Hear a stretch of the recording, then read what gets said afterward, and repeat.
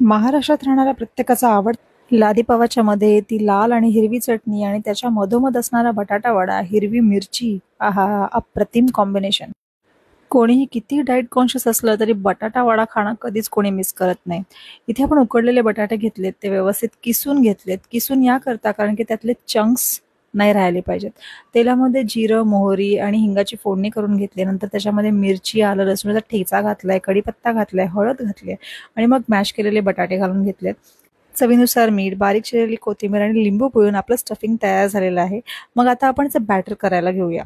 इथे मी 2 कप बेसन घेतलंय. त्याच्यामध्ये मीठ आणि हळद घालून ते व्यवस्थित मिक्स करून घेतलंय. त्याच्यामध्ये थोडं-थोडं पाणी घालून आपल्याला एक रिबन कन्सिस्टन्सीमध्ये बॅटर करून घ्यायचंय. अगदी पातळ नाही करायचंय, अगदी जाड नाही करायचं. वडे तेलकट होऊ नये याकरता याच्यामध्ये चिमूटभर सोडा आणि 1 चमचाभर गरम तेल घालून मिक्स करून घ्यायचंय, म्हणजे वडे जास्त तेल नाही पिणार.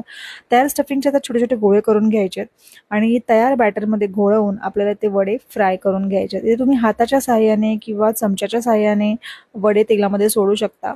वडे तळताना जो बेसनाचा चुरा उरतोय त्याची आपल्याला नंतर चटणी करायची आहे. त्याच्यामुळे तो चुरा ठेवायचा आहे आपल्याला.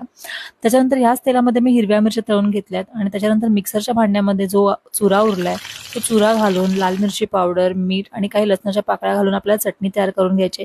ही चटणी ह्या वड्यांसोबत अप्रतिम लागते. तेव्हा ही रेसिपी नक्की ट्राय करा आणि एन्जॉय.